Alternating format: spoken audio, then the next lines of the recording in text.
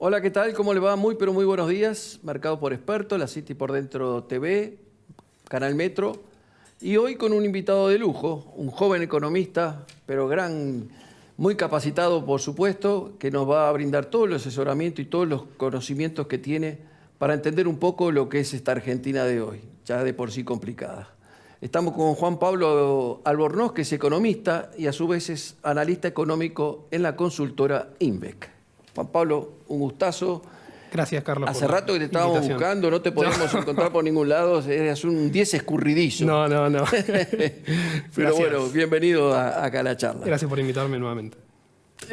A ver, vamos a hablar de la City. La City últimamente mejoró un poco el humor que había, debido a muchas cosas que pasaron, que vos nos vas a ir explicando, pero básicamente muchos lo resumen como el efecto Massa.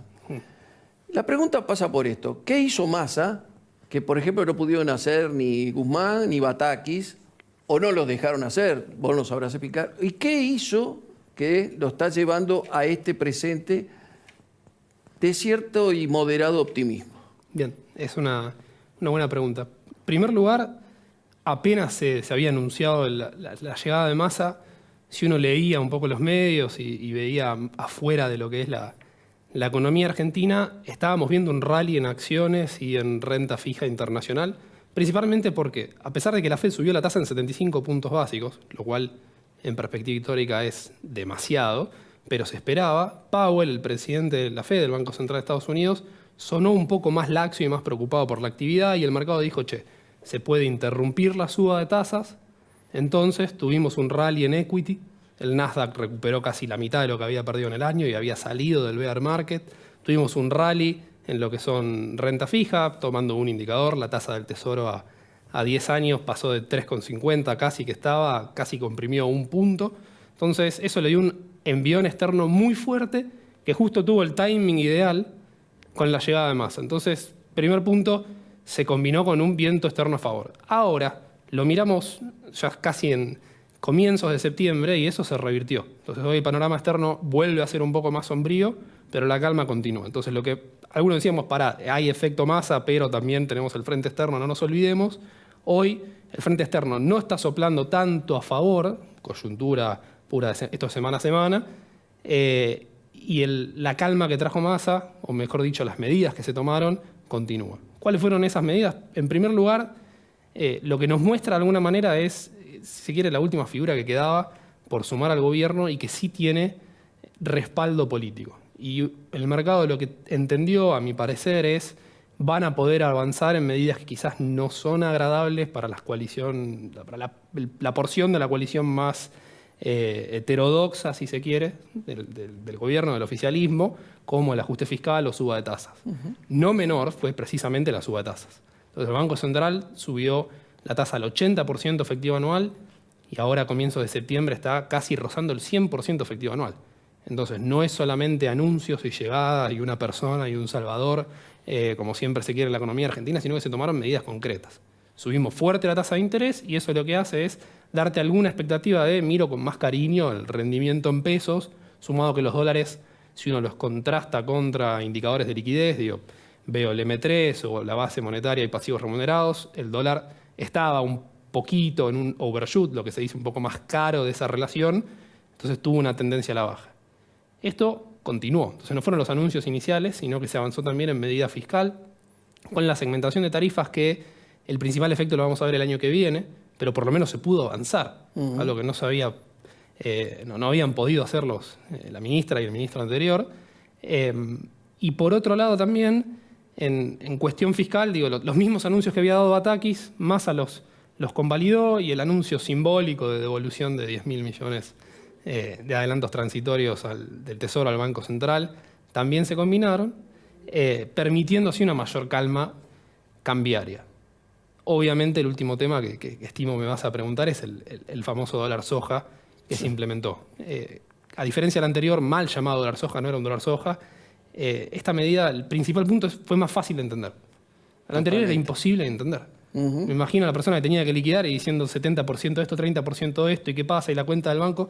Era muy difícil entender. Esto es más fácil, dólar a 200, ¿lo entiende cualquier persona? Igual ahí, antes que avances en la explicación, el otro era complicadísimo, pero Sí. de alguna manera el número era más acorde al mercado, digamos. Este es un número entero, 200, pero tiene otras implicancias que vos me vas a decir, Sí. porque en definitiva estamos comprando a 200 y vendiendo a 140, ¿no? Es una cosa media...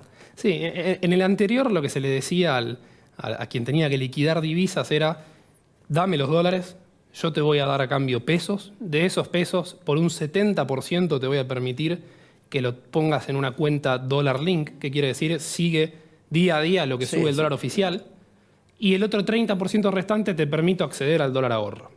Pero les imposibilitaba hacer dólar financiero a quien liquide. Entonces, el productor ya está sentado sobre un dólar link que es su producto. La soja, el trigo, el maíz, ya es un dólar link. Tal Eso. cual.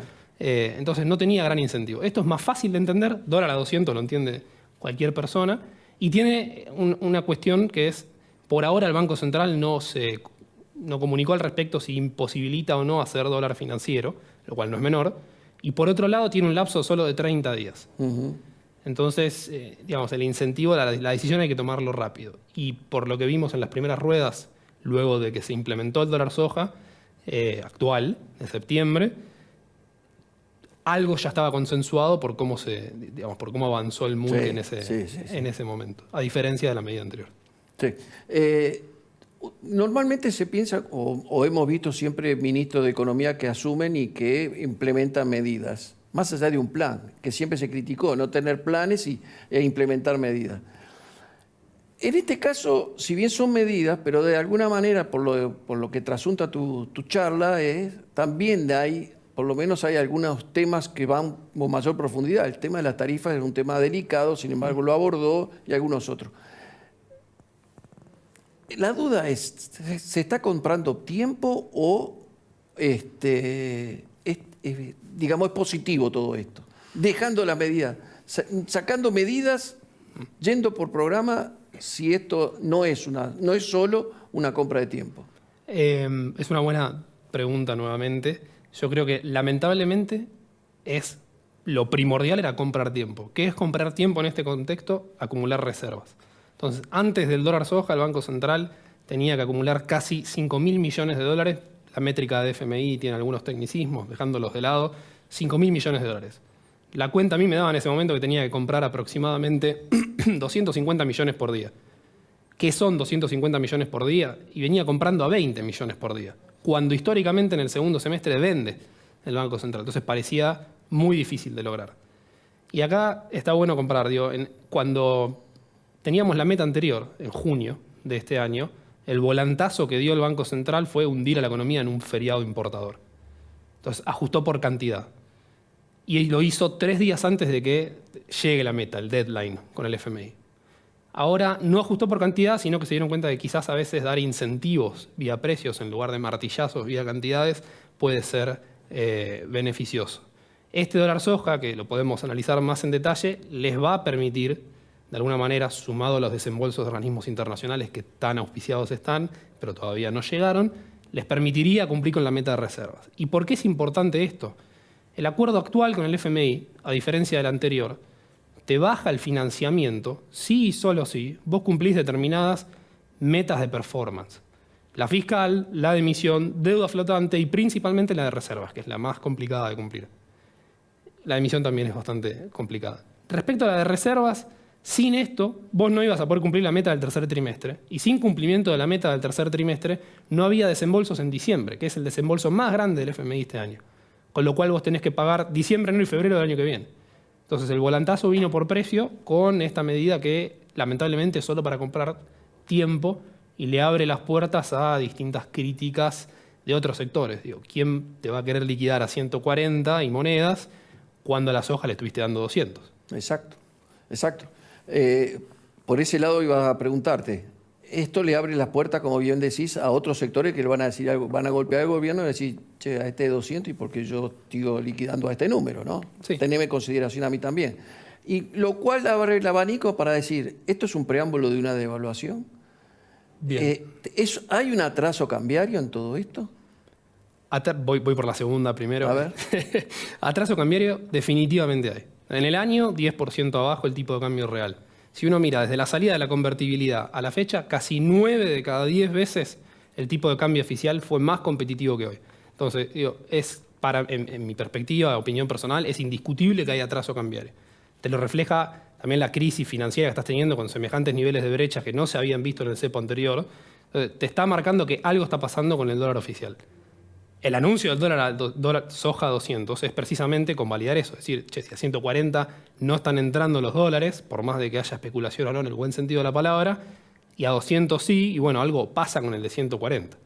Y si estás teniendo importaciones récord, si uno saca del análisis energía y saca del análisis agro y mira el resto de los sectores, y el resto de los sectores están marcando niveles de importaciones récord, y bueno, está muy barato ese dólar.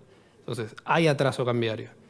Ahora, respecto a la primera pregunta, si viene o no viene la devaluación, yo creo que esta medida es un claro ejemplo de tratar de evitar a toda costa un salto desordenado del dólar oficial, que en mi opinión es la principal, si no única política económica de este gobierno, que fue evitar una devaluación, salto discreto del dólar oficial. Cuando vale hacer un paréntesis, el oficial se devalúa día a día. Estamos en un régimen en que los economistas decimos crawling peg, es un goteo que día a día el oficial sube un poquito. No te enterás de un día al otro que subió 60 mangos, pero sube todos los días, entonces se devalúa, pero corre por detrás de la inflación. Entonces es un problema, porque vos devalúas a cuentagotas, pero en términos reales pasa a ser menos competitivo ese tipo de cambio. Entonces, la principal política económica fue no devaluar. Un dólar soja, que pensémoslo desde la perspectiva de un comerciante, ¿quién compra materia prima a 200 y vende el producto terminado a 140? Nadie, absolutamente nadie. Eso es lo que está haciendo el Banco Central ahora. Es un claro ejemplo, un termómetro de haremos lo que sea necesario para no devaluar y juntar reservas. Cuestiones que al mismo tiempo quizás no son compatibles. Sí, clarísimo. Ahora, con el tema del dólar más o menos tranquilo, por lo menos viviendo una cierta veranito, lo que da la posibilidad, como dicen algunos analistas, al famoso carry trade, que digamos de vender dólares, ponerse en tasa con una tasa tan beneficiosa como está y recomprar a futuro. Eso me dirá si se está haciendo o no. Pero está el otro gran tema que tiene la Argentina, que es la inflación. Porque en definitiva el dólar podrá estar más o menos planchado, pero la inflación en el mes de agosto va a dar un número altísimo y seguramente de aquí a fin de año vamos a tener números, no sé si tantos, pero no va a bajar demasiado. Con lo cual estamos también sentados sobre un barril de pólvora en el tema de la inflación. Sí. Respecto al carry trade, un asterisco. Carry trade es endeudarse en una moneda, colocar esa plata, endeudarse a tasa baja y colocar ese dinero que uno toma prestado en otro instrumento que te rinde una tasa mayor. Vender dólares para poner a trabajar pesos y recomprar dólares, mal llamado carry trade, no es carry trade per se. Está bien, técnicamente. Técnicamente, digo, pero se le dice carry trade a viva voz y no lo es. Entiendo que esa expectativa puede estar, porque el Banco Central te está subiendo muy fuerte la tasa de interés, subiría de vuelta la tasa de interés ahora a mediados de septiembre, y está apenas ligeramente o empatando a la inflación mensual. Digo, ya cuando estamos en un régimen de alta inflación, pasemos a hablar de inflación mensual, porque la anual ya nadie sabe hacia dónde puede ir. Y ahí respecto a lo que me decías de la inflación, el modelo, si se quiere, económico que rige de esta gestión, yo veo que lamentablemente todo lo que no ajusta por una variable o por otra termina ajustando por mayor desanclaje de expectativas, que algo es lo que trata el nuevo ministro de Economía de reanclar de alguna manera, ajusta por esa vía, y por la otra vía que ajusta cada vez estamos con niveles de inflación más altos. Entonces ya hay un momento en que la inercia por sí misma de frecuencia de actualización de precios y no saber a cuánto va a estar algo mañana, ni tener una referencia si estoy pagando caro o barato, que son los problemas habituales y estudiados en la literatura de cuando hay alta inflación, empiezan a crecer. Y ahí, con tu pregunta respecto del dólar, podemos tener una calma transitoria mientras entren estas divisas del dólar soja, más si entrasen los tan ansiados fondos de organismos internacionales, descontando el FMI. ¿Podría haber una calma transitoria? Sí. Ahora, cuando uno empieza a ver y decir, che, por este artilugio de comprar a 200, o sea, compro caro, vendo barato, 200 vendo a 140, se está haciendo un agujero en el balance del Banco Central. Esos son más pesos, que si bien no van a ir directo a la calle, van a quedar atrapados en el cuasi fiscal, LELIQs, pases, en algún momento terminan presionando. La liquidez amplia en algún momento termina impulsando al dólar. Lo hemos visto con el CCL, con el MEP y distintos indicadores de liquidez. Yo creo que hoy podemos tener una tranquilidad transitoria. Ahora, si la inflación no baja y la liquidez de la economía sigue creciendo más o menos a la par de la inflación y el dólar se queda calmo, en algún momento todo lo vamos a mirar como, che, esto se está abaratando frente al resto de los bienes y servicios de la economía. No deja de ser un precio más, un precio clave, pero un precio más. Entonces, ahí me preocupa de acá a un par de meses. A mí me preocupa no solamente un par de meses, sino me preocupa el 2023. Hay países, la mayoría de los países, llamémoslos normales, la economía corre por un lado y el tema político y social corre por otro. Hay desmadres en algunos lados y todo eso, pero la economía, la moneda, su propia moneda, en definitiva, tiene su propio partido. En estos momentos, puntualmente, Argentina, de alguna manera, se aísla del tema social que tanto nos conmociona por estos días y el tema político que está tan convulsionado, y mantiene a Massa, digamos, haciendo su trabajo y manteniendo un rol que le favorece a la economía para mantener tranquilo una variable. De acá a las elecciones, la crisis social y política va a seguir en aumento. No sé si los dos partidos tradicionales van a salir a buscar el voto. Bueno, se va a distorsionar un poco todas las variables. ¿Esto le va a impactar a la economía? ¿Cómo hace Massa y su equipo para diferenciarse del problema que se le viene del otro lado?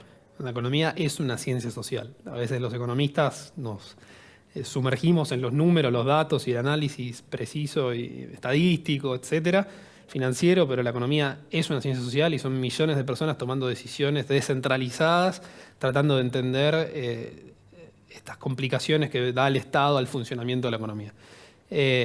Entonces, claramente el tema social es preocupante.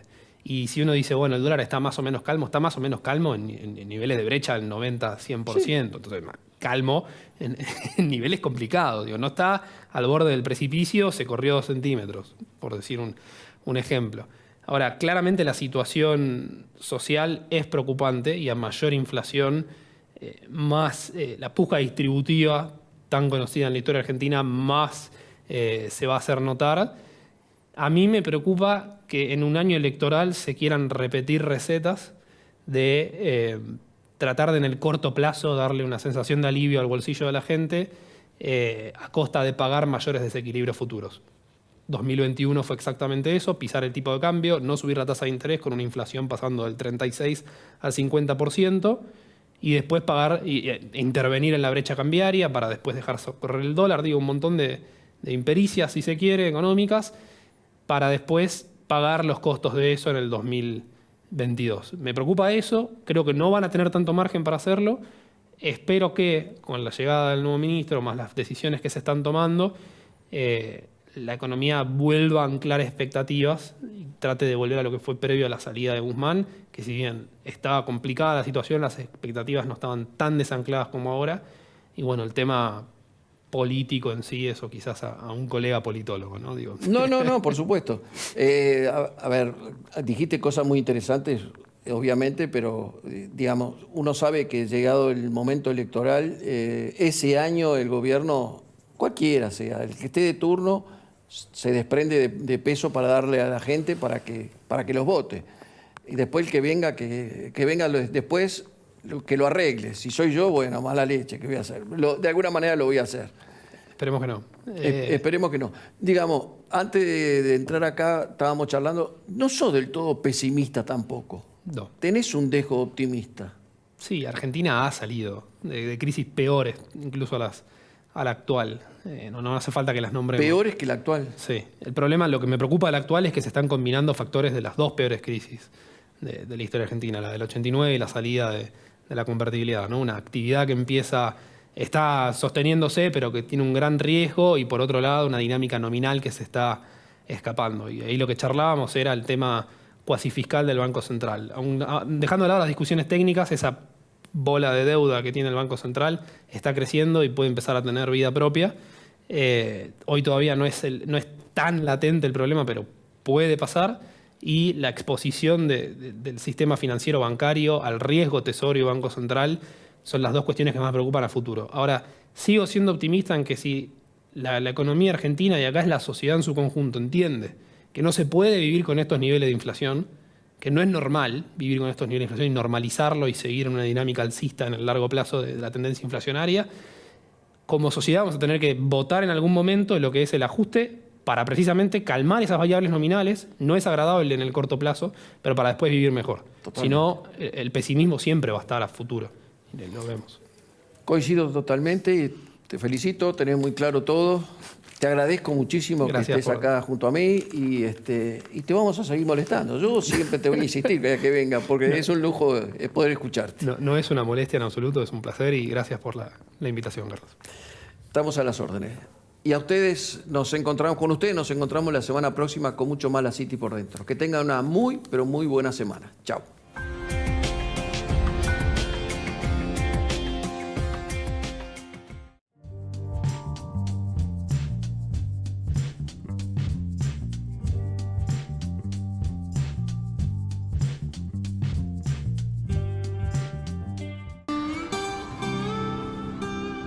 I will be there for you. Care about you.